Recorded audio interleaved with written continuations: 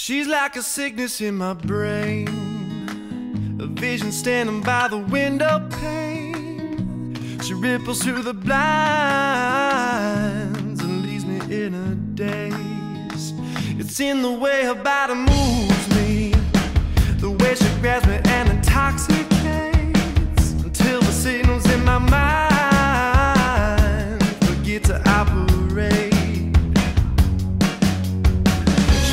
Pressure in your fragile skull.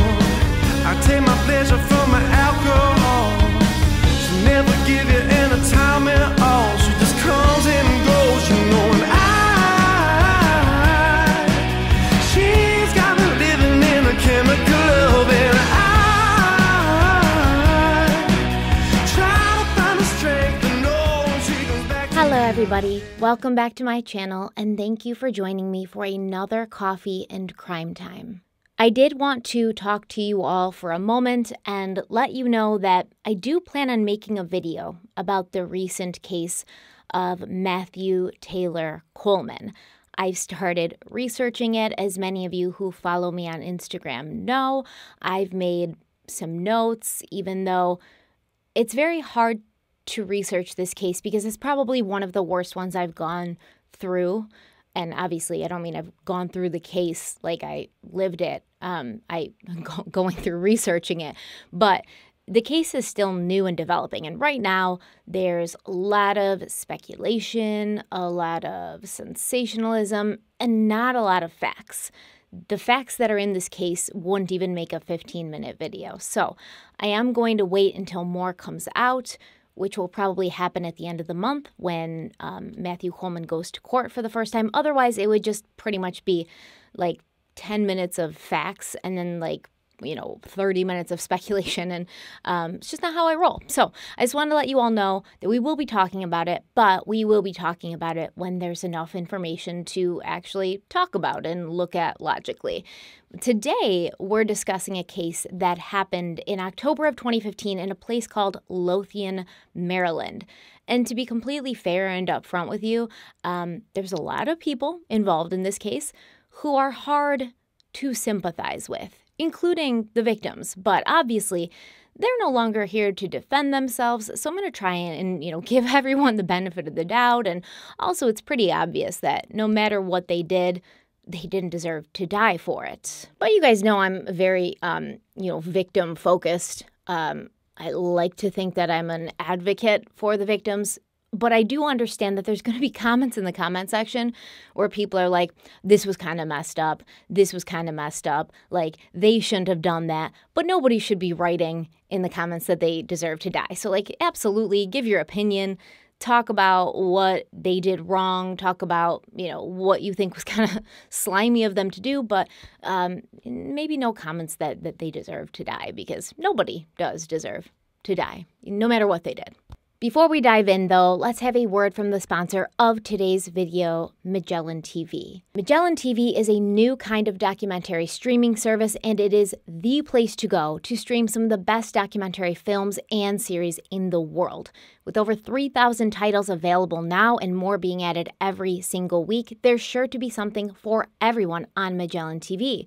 Whether you're interested in true crime, history, science, nature, or really anything else, you'll find more than enough to keep you busy watching content that is entertaining and educational. And I know many of you are already watching Magellan TV, so many more of you want to give it a try. So today, I have a great recommendation. It's a series called 10 Steps to Murder, and in these episodes, 10 infamous murders are revisited and re-examined through the eyes of experts, family members, and detectives. In fact, there's even an episode about the case that we're talking about today. So if you want more insight on it, or you want to hear from the law enforcement officials who are actually on the scene, I suggest you go and check it out.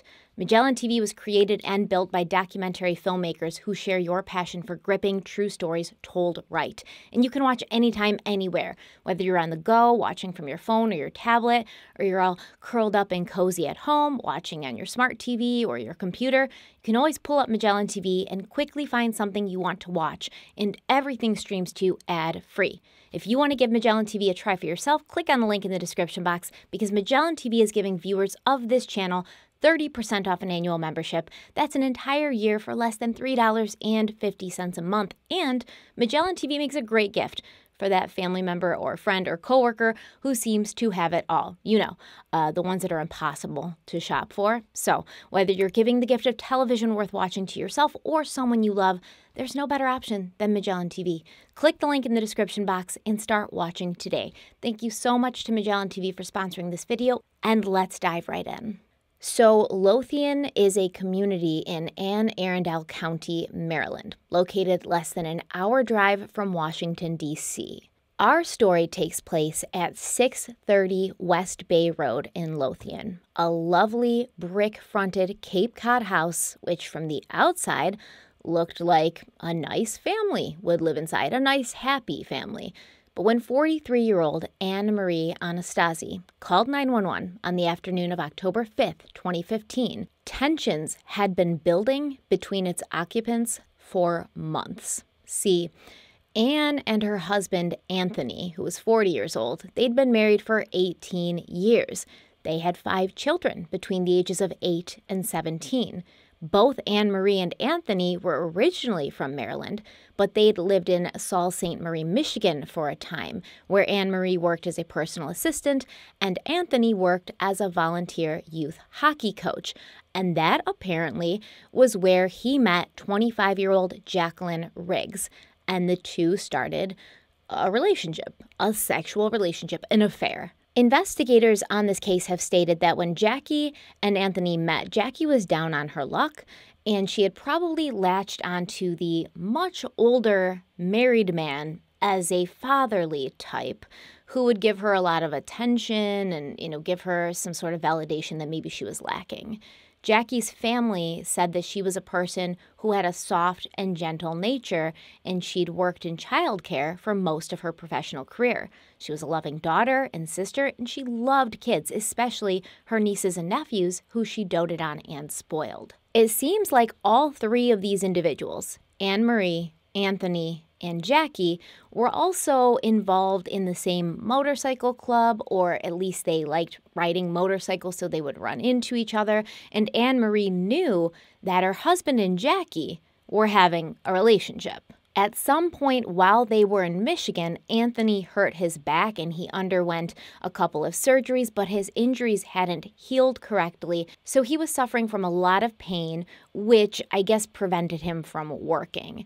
Due to this change of life circumstance, Anne-Marie and Anthony moved their family from Michigan back to Maryland, where they were both from, and they began renting the house on West Bay Road.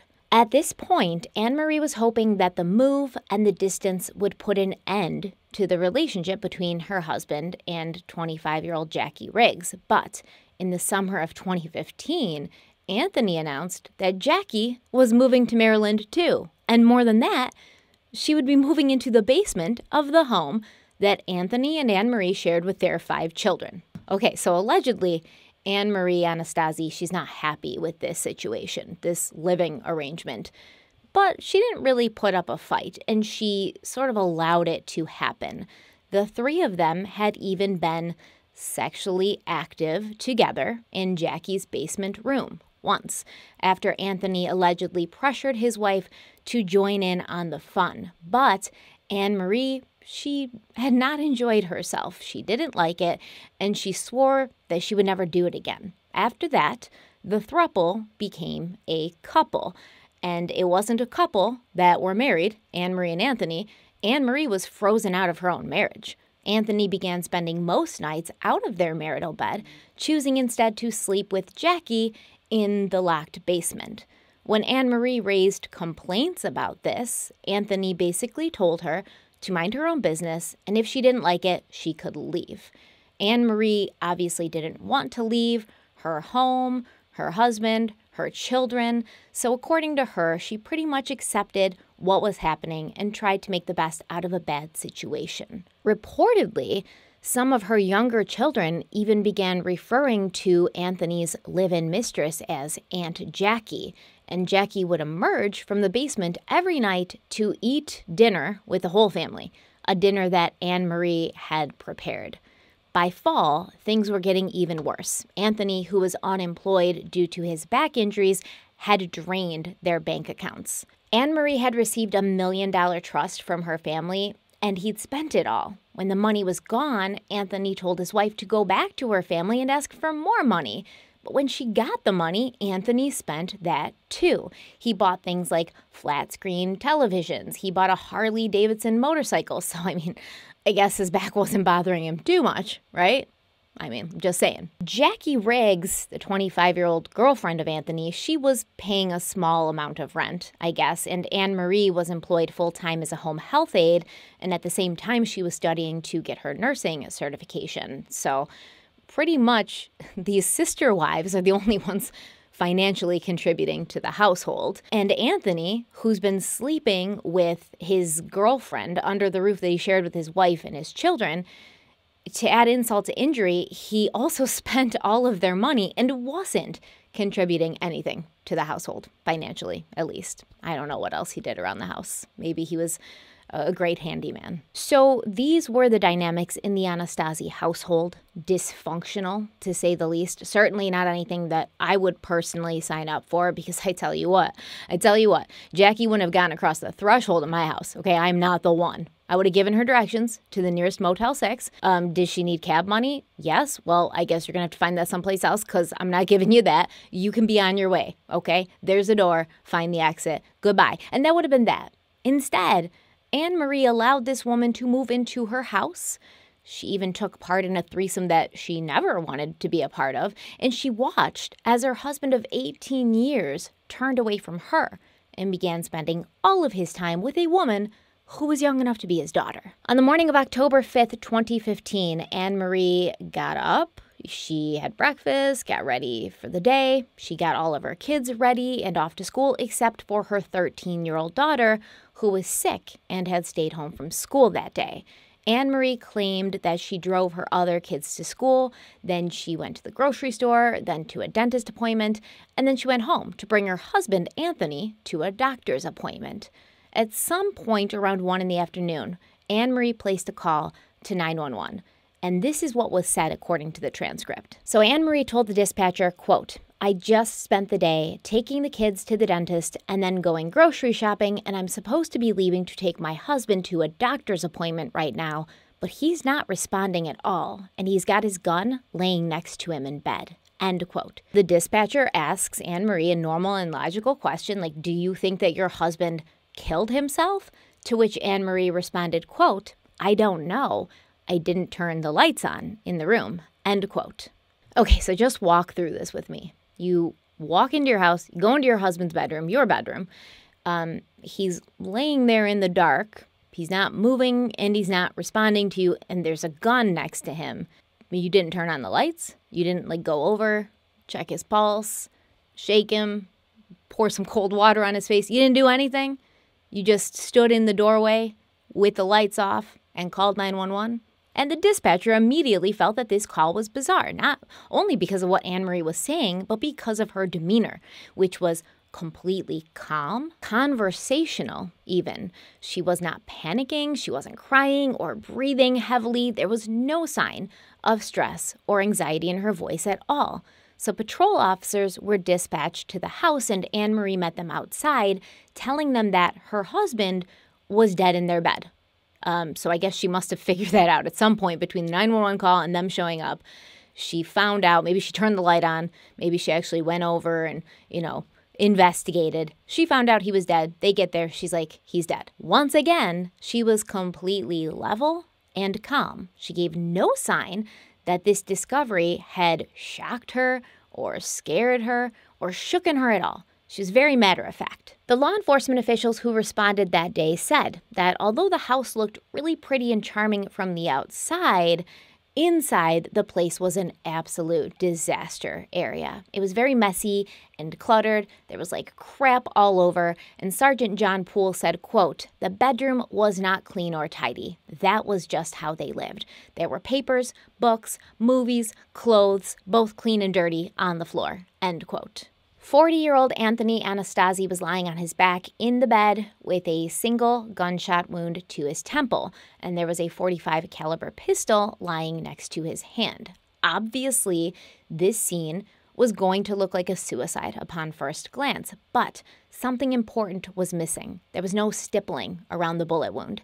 Stippling refers to a pattern of gunshot residue that's burned into the skin when a firearm is discharged at close proximity because it's hot, right? So it's going to burn your skin. It's sometimes also referred to as tattooing.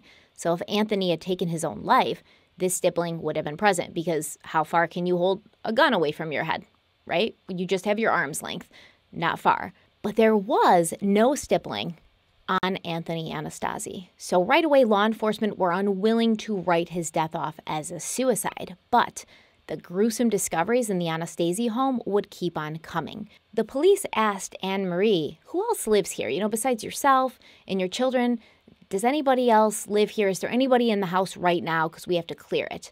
And for the first time since calling 911, Anne-Marie told them that, yeah, we actually do have a young woman, and she lives in our basement. But you know what? I haven't heard from her or seen her all day. And that's all she said. She didn't explain who Jackie was, what she was doing there. She just basically was like, haven't heard from her, haven't seen her all day. You guys should go and check out the basement. The police officers opened the door to the basement, and the first thing that greeted them was the sound of heavy metal music blasting from the basement. Now, this was not a finished basement, but Anthony had put a bed and some furniture down there for Jackie, and he laid a rug down to make the concrete floors a bit more homey, I guess, but it still looked like a basement. And when the police entered this basement, they were faced with a scene that they described as coming right out of Helter Skelter. Jackie Riggs was lying on the floor on top of this rug that was just completely soaked in blood. And she had 42 knife wounds to her torso, neck, head, arms, legs, and hands. Pretty much every inch of her body had been stabbed or slashed. 20 of these wounds were stab wounds. 22 of them were slash wounds. There was blood on the walls, on the floor, on the bed. Everything was stained red from blood, and it was clear that Jackie had fought off her attacker because she had multiple defense wounds on her arms and hands. At this point, the police brought the only two people who were alive in the house at that moment to the station for questioning, and those two people were Anne-Marie Anastasi and her 13-year-old daughter, Sarah. Once again, during her initial questioning, Anne-Marie did not appear distressed. She was described as unemotional and matter-of-fact. She was not even shocked or surprised when they told her that Jackie had been found in the basement of her house, brutally stabbed to death. And then they used a common interrogation technique. The police asked Anne-Marie, what do you think happened? The police are going to give you a chance to tell on yourself. Or the more you talk, the more you say, the more they know, the more they can prove wrong. Because at this point, they definitely suspect her. Because of her demeanor, because of the absence of stippling, they know that one of these things is not like the other. These things don't match up. Anne-Marie told them that the night before, she had been in her bedroom while Anthony and Jackie had been in the basement drinking and having fun. At some point, there'd been a screaming fight between Anthony and Jackie. And Anne-Marie thought that maybe Jackie had ended things because Anthony came into their bedroom, he was pissed, and he essentially kicked Anne-Marie out. He told her to get their baby kittens, because I guess they had a litter of baby kittens that they were taking care of, and take the kittens out and go sleep in a different room. And then he closed and locked the bedroom door, and that was the last time she saw him alive. Now, she doesn't explain how the next day she's able to open the door and go in and check on him and see that he's lying motionless on the bed because he locked it when he went to bed that night. But that doesn't matter, right? Details. Anne-Marie told the police that her husband had been very depressed recently. He was in a lot of pain and he wasn't able to hold a job. She speculated that if Jackie had tried to end things, Anthony may have spiraled. He may have lost this one thing that he had left because Anne-Marie told the cops, yeah, Anthony and Jackie were getting it on, and, I just accepted it. This is what it was. This was our life. I accepted it. So Anne-Marie said if Jackie was dead, it was probable that Anthony had killed her out of this passionate rage, and then he had taken his own life, not being able to live with what he had done, having nothing left to live for and no hope. Anne-Marie willingly allowed the police to swab her hands for gunshot residue, and she gave them her clothes to be tested for gunshot residue as well. She also willingly took a polygraph exam. Anne-Marie claimed that Anthony had been verbally and physically abusive to her for years, and he'd made threats toward her. She said one time he'd held his gun to her head and told her to get out of his house, and he promised that if she told the police or anyone else, he would kill her and whoever she told. Anne-Marie also told the police that, yes, she knew her husband was sleeping with Jackie, but she'd pretty much come to accept that there was nothing she could do about it, and the police did not believe her. They believed it was happening, that Anthony and Jackie were sleeping together, but they didn't believe that Anne-Marie had just woken up one day and been okay with it, and they told her as much. During the polygraph, Anne-Marie was once again calm and conversational. She even asked at one point, is it okay if I'm yawning during this polygraph? That's not going to affect anything, right? Because she was just so, bored. She was too cool for school. She's yawning throughout this polygraph. It's, boring for her. Now, in a separate room, her daughter, 13-year-old Sarah, was also being interviewed, but she was the opposite of calm. Sergeant John Poole said that Sarah was extremely distraught over the death of her father. She was erratic, and at one point, she even tried to run from the building. She was clearly dealing with a lot of trauma. The next time the police talked to Anne-Marie Anastasi, they were armed with more information. A forensics team had gone through the house looking for more evidence, which was not an easy task because of how cluttered and messy this place was, but they found two things that painted a more clear picture of what was actually going on in this home. First, they located a shell casing behind some DVDs in the master bedroom where Anthony was found dead, but the shell casing was from a .38 caliber pistol. The gun that had been found next to Anthony's hand in the bed was a .45, the same gun that he apparently slept with under his pillow every single night. So the ballistics expert informed the police that it was impossible. There's no way you could shoot a .38 caliber bullet from a .45 caliber pistol. They had tried tests. They'd made, experiments to see if it could be done. It could not be done. And once Anthony's autopsy was completed and they'd recovered the bullet from his head, they found that the bullet that had killed him matched the .38 caliber shell casing that was found in his room, not the bullets in the gun that was found by his hand. Without a doubt, Anthony Anastasi had not been killed by the gun found near his hand, so it was beginning to look less like a suicide and more like cold-blooded double murder. The forensics team also found a used pregnancy test in Jackie's basement room. When they interviewed 13-year-old Sarah, she had told them that she'd overheard her father and Jackie talking recently, and they'd been having a conversation about having a baby of their own and starting their own family. When Anne-Marie was questioned by police for a second time, they confronted her with this evidence and more. They told her that the tests from her clothes and her hands had come back. They had the results. And Anne-Marie was like, oh, yeah, you probably found a lot of kitten milk on them. And they were like, no kitten milk. But the test did come back positive for gunshot residue on your hands and your clothes. So, what's up with that? Her response, Anne-Marie's response was, quote, really? That's weird. End quote. She's so cash. They also told her that she had failed her polygraph with flying colors. In fact, the officer talking to her told her that she'd flunked the hell out of it. By this time, the police had also gone through the phones of Anne-Marie and her daughter Sarah, and they'd discovered quite a bit. First, they told Anne-Marie that on the night of October 4th, the night before she'd found her husband dead, she and Sarah had had a phone conversation that had lasted 10 minutes. Anne-Marie was like, no, that was probably a butt dial.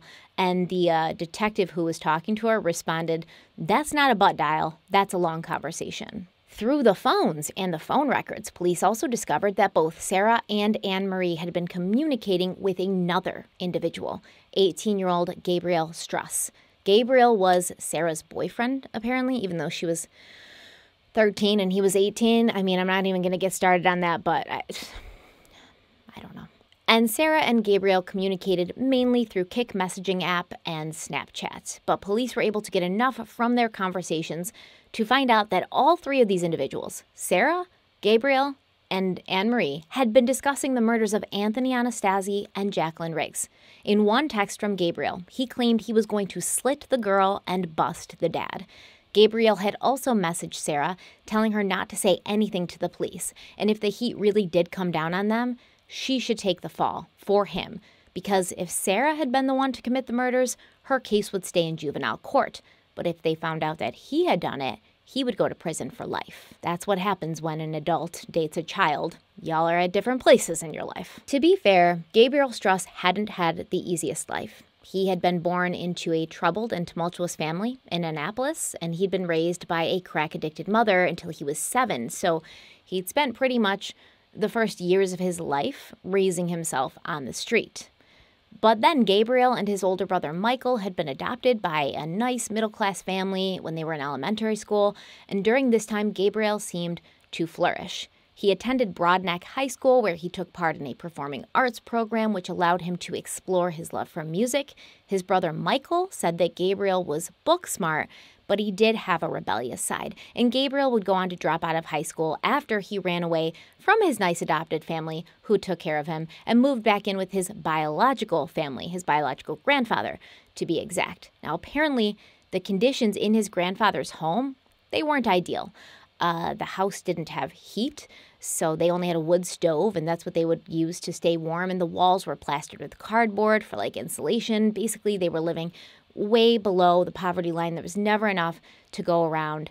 And what appears to have happened is Anne Marie knowingly went out of her way to manipulate both her 13-year-old daughter and Gabriel into killing Anthony and Jackie. First, Anne Marie worked on Sarah. Anne Marie told her daughter Sarah that Anthony was going to abandon their family for the new family that he was planning with Jackie. Anne Marie said, your father has betrayed us. He's abusive. He hurts me. He's hurting all of us by doing this. And Jackie's the root cause of everything. So, of course, they both have to die. Next, Anne Marie and Sarah worked on Gabriel together. Gabriel was told that if he did this for them, not only would he be saving them from this horrible life, this horrible man and this horrible woman who lived in their house and tortured them, but he could come and live in their home, and he would be considered part of their family. So the argument here, the argument that a lot of these articles talking about Gabriel makes and a lot of his defense attorneys said is that Anne Marie had offered Gabriel something that he'd never had but desperately wanted: a warm, safe place to lay his head at night and a family to belong to. And I get that. I get that if somebody didn't have that ever, they would be willing to do anything to achieve it. But Gabriel did have that. Remember? He did have a hard upbringing. He had a hard childhood, but he was adopted into a nice family when he was in elementary school. He had a warm, safe place to lay his head at night. He had people who cared about them, and he ran away from those people, and he went back to the dysfunctional family dynamics that had kind of put him on the wrong path in life to begin with. So I don't know how really relevant that is or how realistic it is, that kind of defense. She offered him a family, she offered him a place to belong. He had that, but maybe he was regretting giving it up and he wanted to have it again. Who knows? Maybe he just really wanted to save Sarah and Anne Marie from this abusive environment they were living in. So obviously, once the police have his name, they show up to question Gabriel, and he cracked immediately. I don't think that the police have ever interviewed somebody who cracked so quickly. They said that a rock could have gotten him to talk. He was that racked with guilt over what he had done. He just wanted to speak, tell them what happened, and clear his conscience. And he told them everything. He said that on the evening of October 4th, Anne Marie had picked him up and brought him to her house. At this point, Gabriel had hid outside in the yard in the dark for hours. He said he was out there for so long he fell asleep at one point, but at some time in the middle of the night, he got a call from Anne Marie telling him to come into the house. She met him in the kitchen and handed him 2 objects, a gun and a knife. And she said, have at it.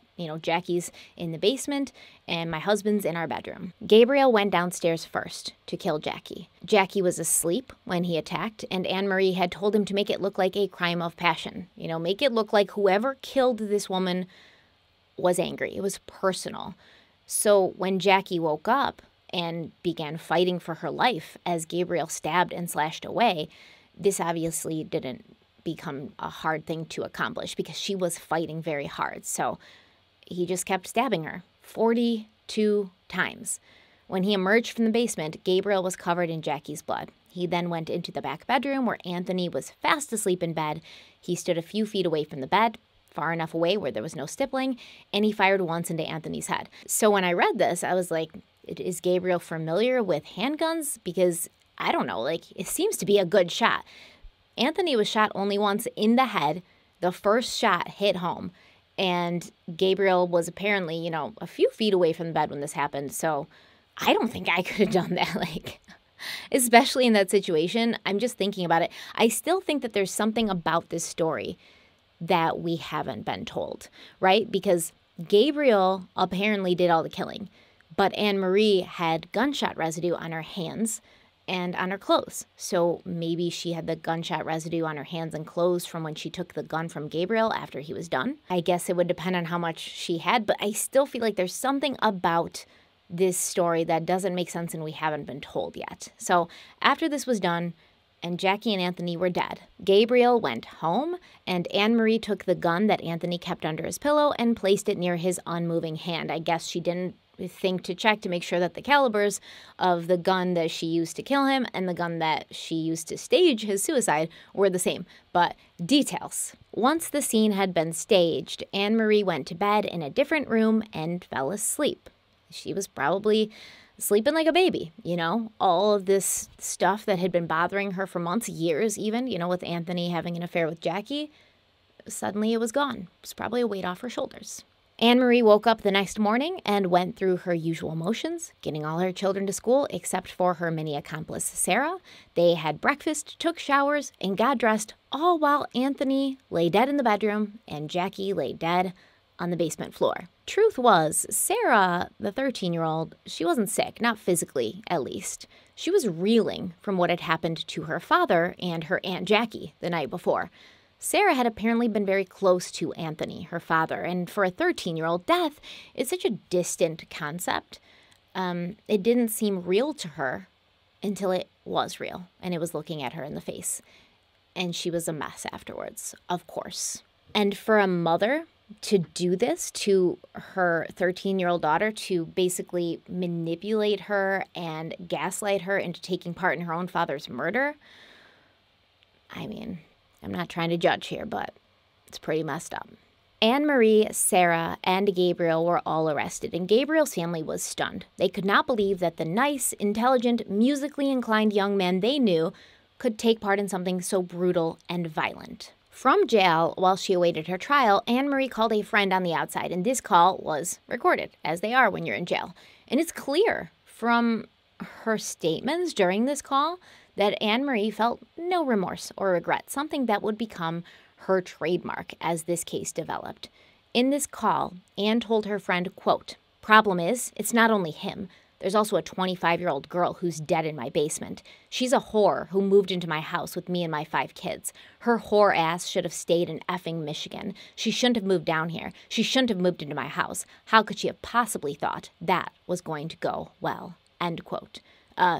Valid question, right? How could any of them possibly have thought that was going to go well? But after this call came to light, Anne-Marie's lawyers, they had a problem on their hands. She'd been maintaining her innocence, even to her attorneys. She said, "I had nothing to do with this. Gabriel did this on his own. I have no idea what you guys are talking about." But the words she said during that call made it clear that she almost felt both Anthony and Jackie had gotten what they deserved, especially with that last statement, where she said Jackie could not have possibly thought that moving into, Anne-Marie's house with her husband and her kids there was going to go well. All throughout her trial, Anne-Marie never admitted to what she had done. She never admitted to her part in this double murder, nor did she ever express feeling bad about it in any way, or even feeling bad about the fact that they were dead. Her defense team, led by Assistant Public Defender Michelle Vignola, told the jury that Anne's life had been hell on earth. Michelle told stories about Anthony locking Anne out of the house during snowstorms. She told them about a time that Anthony had sent Anne to Florida and then held a vote with the children of whether or not Anne should be allowed to return home. Apparently, Anthony had told his wife that he had connections to a Michigan motorcycle gang, and one word from him would bring them to Maryland to kill her. Her lawyers eventually convinced her to take an Alford plea. So if anybody's familiar or seen the staircase, it's probably the most popular place you would find the Alford plea. And it basically meant that Anne-Marie was not admitting to guilt, but she knew that the state had enough evidence to convict her. So she was like, I'm innocent, I'm maintaining my innocence, but I know that I'll probably be found guilty if I go to trial, so I'm just going to take this plea. The prosecuting attorney told the judge and jury, quote, Anne Anastasi destroyed multiple lives by coldly planning these murders and manipulating children into executing her vicious plan. Were it not for Miss Anastasi at the helm of this scheme, the victims would still be alive today. End quote. Anne-Marie Anastasi was charged with 2 counts of first-degree premeditated murder, and she was originally sentenced to life in prison, but the judge suspended all but 40 years for the murder of Anthony and all but 60 years for the murder of Jackie Riggs. And these sentences would be served concurrently, which means that Anne-Marie will probably be in prison for 60 years. But considering her age, being over 40, that's basically a life sentence if she stays in prison for the whole 60 years, which the police believe that she will. The judge said that he believed she'd been abused for the majority of her marriage, but her act had been premeditated, planned out, and executed in cold blood. It hadn't been a result of her snapping after years and years of torture. She had never sought help. She had never tried to get a divorce. She'd never even tried to, get Jackie out of her house, really. She just kind of grinned and bared it. She didn't make any actions or make any moves to advocate for herself or help herself. The judge also pointed out that Anne-Marie had showed zero remorse during the trial, before the trial, after the trial. She was just not sorry. Gabriel Strauss was also sentenced to 60 years in prison after the judge said, quote, this case was just horrific, but to callously, willfully slaughter 2 people, I don't know how you get to that point, end quote. Gabriel's attorneys said that he wasn't that smart, which I don't think is true. I think he was smart. His brother said he was smart. He did well in school, but his attorney said he wasn't smart, and he was also taking medication for depression, and he'd been under the influence of Percocet and marijuana at the time of the murders. He was called a weak-minded young man by his lawyers. The family of Jacqueline Riggs was in the courtroom during Gabriel's sentencing, and her father, Thomas Riggs, spoke, saying, quote, it has been 498 days since Jackie was murdered. Each and every day, it doesn't get better. It only gets harder, end quote. Gabriel apologized to Jackie's family in the courtroom. He said if he could take it back, he would. And later, Gabriel wrote a letter from prison to Crime Watch Daily, and he said, quote, I thought what I was doing would make me a hero, when in reality, it only made me a monster. So many people were hurt because of my actions. I hope the victim's family can one day forgive me and understand how sorry I am, end quote. As for 13-year-old Sarah, who had always been somewhat of a troubled child, she was charged as a juvenile with 2 counts of first-degree murder and accessory after the fact. Sergeant John Poole reported that Sarah is currently in a juvenile facility and she'll be eligible for release at the age of 21. But what will she be released to? A father who is dead, a mother who will be behind bars for the rest of her natural life, and siblings who most likely may not be able to get over the fact that Sarah helped orchestrate their father's murder. Like, what kind of life and possibilities await Sarah after she's released from this juvenile detention facility? Now, the police spokesperson, Jacqueline Davis, said, quote, we have 2 people dead. We have 3 in jail. We have 4 children who lost both their parents and a sibling, all because of lust and sex and love and hatred. That's what fueled this whole fire, end quote. So, final thoughts. It's messed up. It's messed up. But what I really think here is, although Anne-Marie, she does sometimes strike a sympathetic figure. If everything that she's said is true, if she was abused for this many years, which, I wouldn't find it too hard to believe. A man who's going to move his mistress into his home under the same roof as his wife and his children and basically say, I don't care what any of you think about this. I'm going to do what I want. And if you don't like it, you can leave. He seems to be a man that may do these things that Anne-Marie said he did, like put her outside in snowstorms, send her to Florida, and then hold a family vote about whether or not she should be able to come back. Like, that's awful.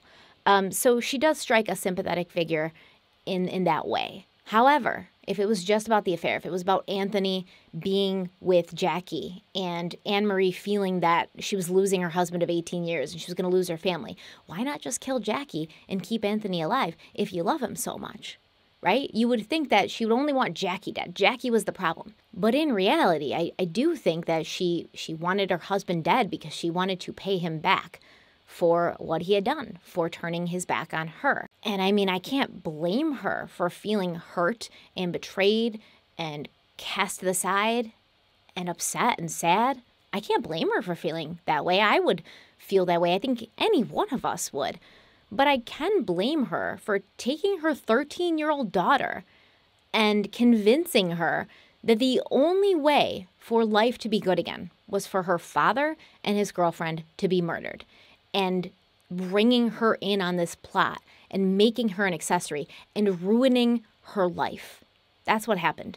Anne-Marie ruined her daughter's life and Gabriel's life and Jackie's family's life. And to be honest, the rest of her kids' lives. She ruined all 5 of her kids' lives.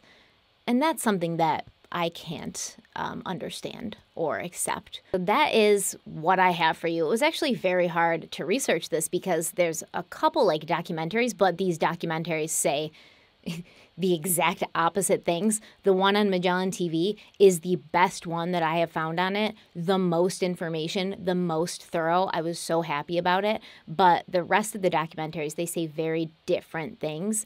There's an episode on like Investigation Discovery, which is, I think it's called The Perfect Murder. It's like in that show, A Perfect Murder.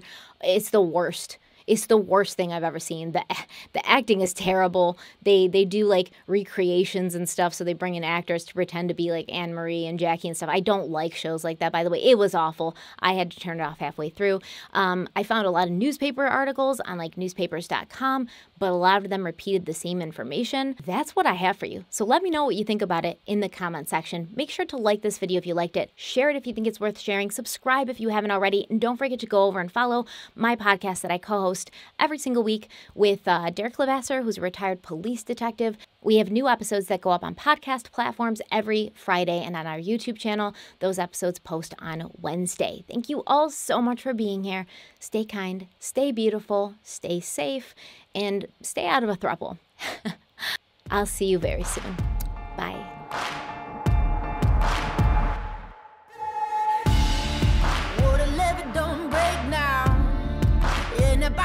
Straight down, and that river runs deep, the mountains get steep, and the voices getting too loud. All these feelings I've buried, it's looking like a cemetery. They're coming back from the grave, calling out my name, better say I Hail Mary. Well, you don't know how deep it goes until it's killing you slowly. It's all you got to let it go. I got blood on the strings.